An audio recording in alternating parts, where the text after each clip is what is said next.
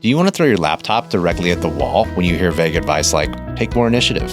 Or someone says, you just need to find your why. Me too.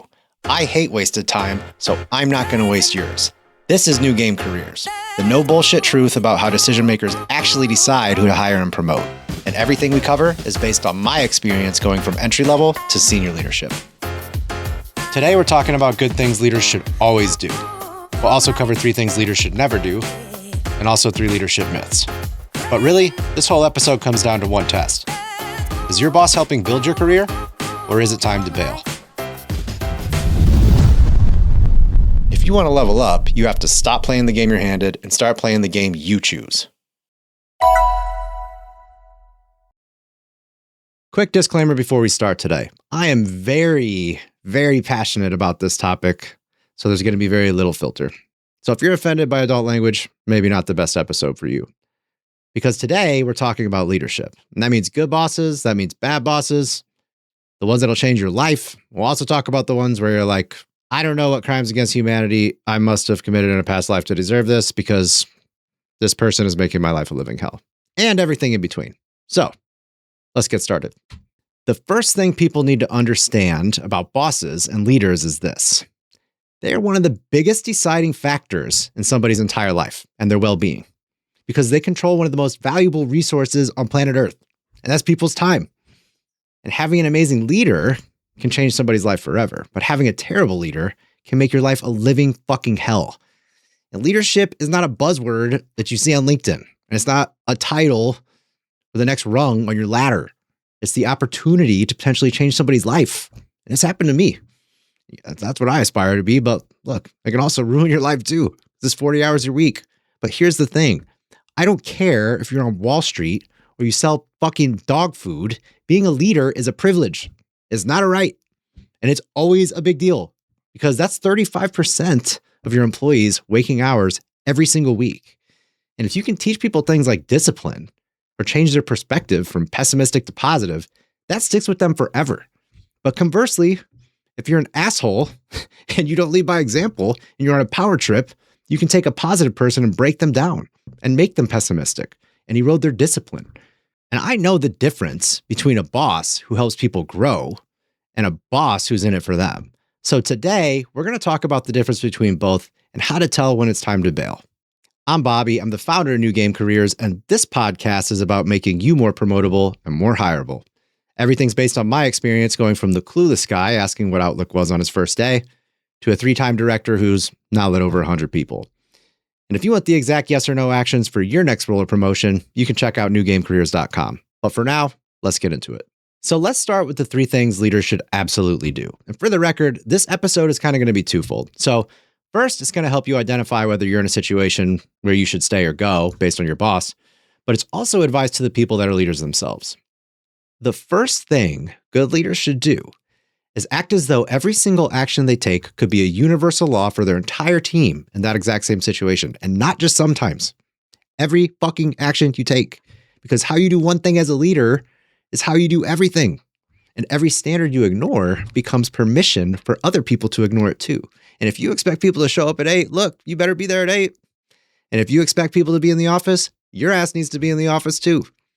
And if you expect quality, which you should as a leader, because it starts and ends with you better show quality 100% of the time, even on the little things. Because honestly, as a leader, the little things are the big things. That's how you separate yourself. And having a leadership title does not give you permission to work less hard. You should be the personification of what right looks like. And you cannot build a culture of accountability if you're not accountable to your damn self.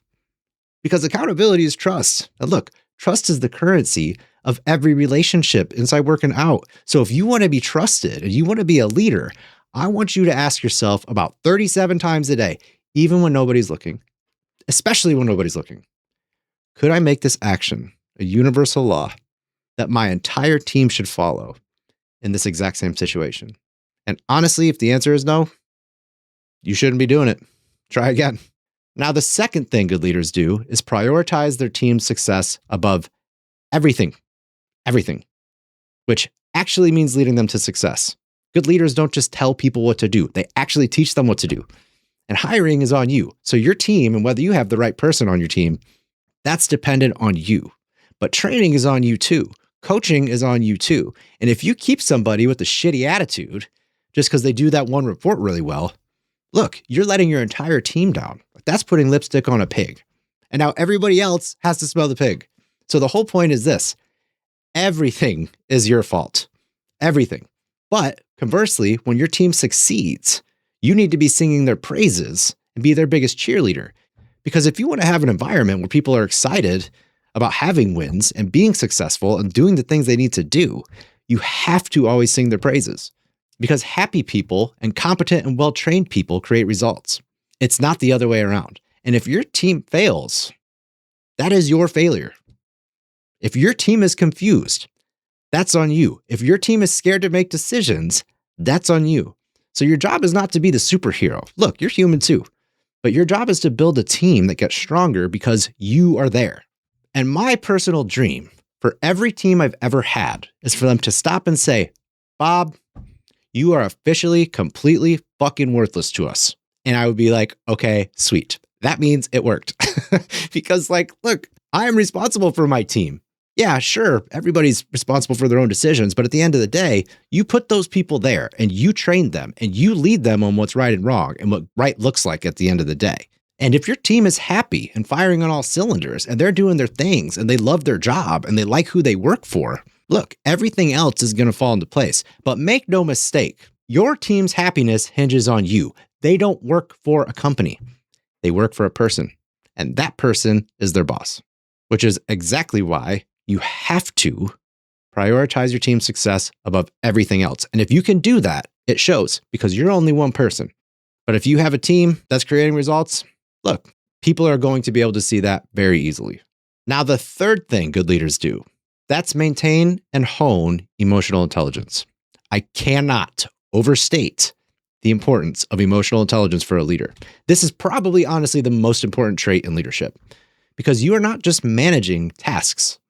You're managing humans and personalities and emotions and motivations and fears and strengths and insecurities and ambitions and all that shit. And that requires humility. That requires self-awareness. That requires you to ask yourself, what does my team say about me when I'm not in the room?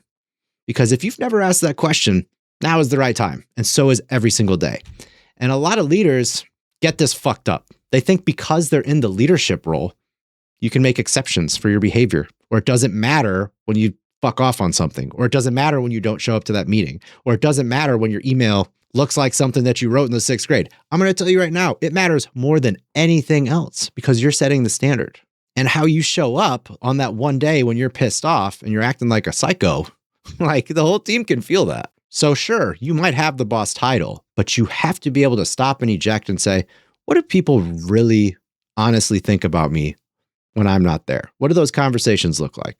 And the hard conversations, those require extra care. Like you have to stop before those even start and say, how is this going to land? And this doesn't mean you avoid the conversation. It just means you have to handle it with respect because you don't know how that's going to affect someone. And if you want to reinforce behavior, stop telling people what not to do and start telling them what works. Now, I'm not saying never tell somebody if they're doing something wrong, but if you really want to get somebody to do the same things over and over again, tell them when they did a good job. Tell them what they should repeat. Tell them what you want to see more of, because those are the things that are going to stick with people. But there are a lot of bosses out there that just want to complain about the bad shit. And it's like, look, you know what somebody is when they constantly complain and they never reinforce what they do like? A whining, complaining fucking child, honestly.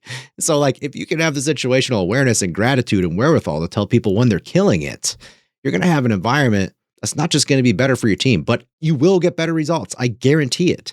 And more importantly, this is going to be somewhere where people actually like to work. But that always starts with your emotional intelligence as a leader. So to wrap this section, if your boss embodies these 3 things, stay, learn. Don't take that for granted. Good leaders are hard to come by and they can change your life. And so what I would say is this is the number one factor in whether or not you're going to be happy with your job, or at least whatever your job is right now. So if this does sound like your boss, if they do embody these 3 things, I would say seriously consider before you jump ship. Now let's talk about the other side of the coin. And these are things leaders should never do. And the first thing leaders should never do is create an environment of unpredictability. Or in simpler terms, Don't surprise your team. Don't blindside them. Don't come in every day and have it be a coin toss as to whether or not you're going to be normal or you're going to be a psycho that day. Because your job as a leader is to create an environment where people feel respected and safe and confident and like they can make their own decisions. And you know what kills that? Constant surprises, especially if people are getting blindsided. So if you come in with a different emotional disposition every day, that's a failure in leadership. It does not matter what's going on in your outside life. That doesn't mean you're not allowed to be human, but don't bring your bullshit into work. Or if somebody hears negative feedback for the first time during a review, that is an absolute failure in leadership. They should always know. You should be letting people know and constructively coaching them as these things pop up. Or if you put somebody on the spot in a meeting and you embarrass them, that is a failure in leadership. Or if you regularly expect things that you never set expectations for, that is a failure in leadership, 100%. And the last thing is written communications. If you're somebody who's rude or critical over chat, or you're somebody who sends people critical feedback over an email before talking to them about it, here's my number one piece of advice for you. You should quit your fucking job because you are not cut out to be a leader, because that's a coward hiding behind a keyboard. And blindsiding people behind a keyboard is like, look, leadership just is not for you, because hitting people with surprises does the opposite of what leadership should be, which is helping people grow and helping them become better and making them feel confident and happy about their jobs. And every single time you have an opportunity to course correct somebody, that's an opportunity to align. That's an opportunity to sit somebody down and look them in the eye and be like, yo, this isn't going to be an easy conversation, but I want you to understand. We are having this conversation because I want you to fucking kill it. I want you to tee off. I want you to get promoted. I want you to be fucking rich. But your behavior right now, look, it will never get you there. But here's what I would do rather than the behavior that you did Tuesday or whatever. So you're robbing people of the opportunity to be better when you do that. Now, the second thing leaders should never do is treat people with a different level of respect depending on their title. If you're one person in front of your boss, but an unhinged psycho in front of your team, that says a lot of shit about you. Here's some questions for the leaders out there. Do you interrupt your boss regularly? Do you yell at your boss? Do you blame your boss every time something goes wrong? Probably not. So it's pretty simple. Don't do it to your team, because every single person deserves respect. I don't give a fuck what your background is. I don't care what your job level is. I don't care what you do on the weekends. I don't care what your preferences are in this life. That's your prerogative. But as long as you're human and as long as you're kind to others, you deserve respect. So that means for the leaders, you have to maintain that as a standard, because if you're treating other people like shit, here's what you're saying. Y'all should just go treat everybody like shit. But at any rate, if your boss acts polished in meetings in front of their boss, but still treats you differently behind the scenes, that's a major red flag, because honestly, that's a character trait. And you know what? Everybody has bad days. If it happens once, okay, look, people make mistakes. But if they regularly do that, that's not something that they do. The biggest red flag is they're the type of person that does things like that, because that's a character trait. And I would say probably time to bail. Now, the third thing leaders should never do is make their problems everyone else's problems. Leaders are people too. Sure, they get to have emotions just like anybody else. But here's reality. They accepted the job. They took that responsibility. That means their emotional state does not get to be everybody else's emergency when it's convenient for them. And yeah, leadership is fucking hard. I'm not saying it puts you on a special pedestal, but it is hard. It is. That's just the nature of the beast. But look, if you're willing to get paid like a leader, you have to act like one. And if you come in crazy, acting like a circus, everyone's going to panic. And if you're always complaining, you're telling everybody else, go complain. Or if you're hyper emotional, you're teaching the team to be hyper emotional. So when you come in whining about your boss, guess what your team is going to do? I'm going to give you a hint. It involves whining and it involves you. You can do the math. But let me just give you a dumb example of what I mean by this. How would you like it if the pilot got on the intercom and they said, oh, fuck, we have turbulence and I'm really freaking out? Like, hell no, I'd have a heart attack. You do not want that as a captain. I want the pilot to inspire confidence and speak to me in a calm voice. And even if the plane is doing fucking parkour through the clouds, I don't want to hear about your fear. I want you to tell me as the captain how we're going to fix that shit.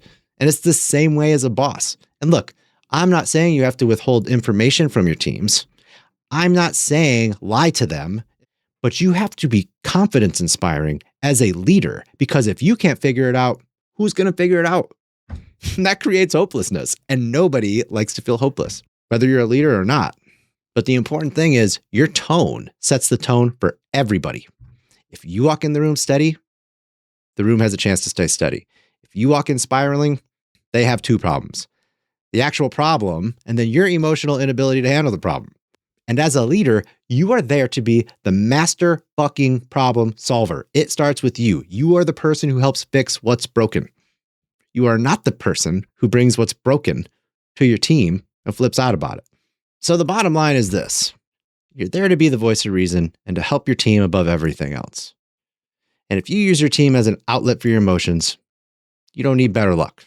Like, you need therapy or a friend or a nap or a different fucking job, because that's not leadership. I'm sorry, it's just not. But now let's talk about 3 myths about leadership that I think a lot of people probably get wrong. And so the first thing is that leaders are bottomless wells of answers. No, they absolutely are not. Most of the time, good leaders don't just magically have the answer. I mean, they might if they have a lot of industry experience with whatever job they're doing.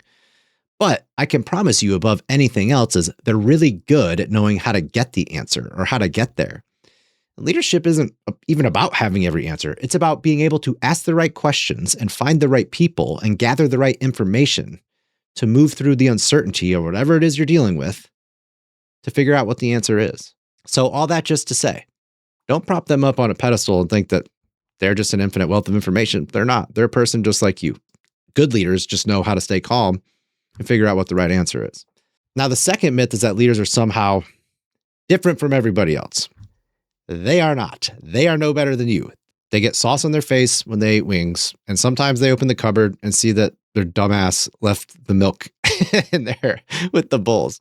And they have partners that bust in the room, like the Kool-Aid man talking about secret wives of Mormon lives or whatever, right? Like, all I'm saying is, outside of work, they're a normal person just like you. They're no better. I guarantee you, they lead a normal-ass life. So I'm also saying you should treat leaders like people too. And if you can actually do that, that's kind of a cheat code. Because if you can flip the script and ask them, what can you do to make their lives easier? That's going to create a positive relationship with your boss. Because I'm not saying woe is me, but I can tell you from firsthand experience, a lot of what leadership is how many fires are you going to put out today? Or how many problems are you going to solve? Or people saying, hey, can you help me fix this? And rightfully so, that should be your job. But at the same time, when you have one person come to you and say, what is one thing I can solve for you today? What is the biggest shit show in your world that I can take off your plate? When you can do that, you change the dynamic with your boss, because then you're no longer their, I hate the word subordinate, but or direct report, whatever. You're a partner to them. And I personally do this with my boss because I know what it's like. I've been on both sides. And I can tell you right now, if you can develop that relationship, that's going to go a hell of a long way. Because when your boss is talking to their boss and their boss asks them, who's going to be sitting in your chair if we promote you? Guess what? Your name is going to be the first name that pops in their head if you're constantly taking the big ass problems they have off their plate. So just something to consider. And the third and final myth is that all bosses are like your boss, that the establishment sucks. Damn the man. Bosses suck, right? Or maybe bosses are great. There's some people that get rose-colored glasses because their first boss was awesome, and then they go to the next boss and they're like, damn, I really didn't know what I had. But it's just not true that all bosses are created equally. Some are going to change your life, for sure. And learn everything you can with those. Treat it with respect, because it is rare. And some bosses are completely underqualified and unhinged. And they got there through some series of impressing the right people or nepotism or failing forward. But with them, what you have to do is weather the storm and get out. Because the number one roadblock in your career is, if you and your boss don't get along, I'm telling you right now, you're not moving up. They are the person advocating for you in the room talking about promotions. And I've been the person asking for promotions about 100 times. And I've also been in the room giving promotions and discussing who's moving up. I know how those conversations go. So if you and your boss don't get along, that job is probably a dead end road for you. But what I will say is this: every boss you have teaches you a new set of skills. Just like you teach your boss a new set of skills. If they're smart and they pay attention, right? Because everybody's on a spectrum and you learn new things from different people because everybody's different. And that's a good thing. But the good ones teach you what to copy. However, never, ever, ever take for granted a crazy boss. Because equally as important is learning what are the things you never want to be and the things that you want to never copy and the things that you want to say, you know what? For as long as I live on planet fucking Earth, I will never be like that person, no matter what. But the through line is this: never waste that lesson because it's valuable either way. Now, here's the real test. Is your boss making you better? Are they making you more confident? Are you climbing? Are you learning? And if you are, stick around. But if they're making you smaller, and if they're making you lack confidence going into work, and if you're sitting in your car being like, how the fuck did I get here? This is going to suck every day. Look, it's time to bail. So you have to ask yourself, which one of those versions is you? And most of the time, honestly, it's not black and white. It's a gray area. But you have to ask yourself, is your boss making you better, or are they making your life worse? Because honestly, they control 40 hours of your week. There's not really anybody else in your whole life, very few people in your whole life that have that much control over your time. And I've been fortunate to have some incredible bosses, and for them, I'm thankful. And I've been fortunate to have some bosses that have significant opportunities for improvement. What I will say is this: I'm thankful for them all, because one way or another, it did help me learn. So I hope you do the same thing. So this actually wraps the first season of the podcast, and the plan is to do them in 8-episode batches. And that gives me the opportunity to focus on shorter, more instructional videos for YouTube, which I think actually will lend really well to the content. But until next season, I'm going to leave you with this. Your career is going to have problems. Now, whether they're the ones that keep you stuck or move you up is entirely up to you. And if you make your problem finding the right boss, I can promise you it's going to make your life a hell of a lot easier. And it's going to be a lot easier for you to get promoted. And it's going to make your life better for 40 hours a week. And there is no job on earth that's worth being miserable for 40 hours a week. Thanks for listening. Talk to you next time.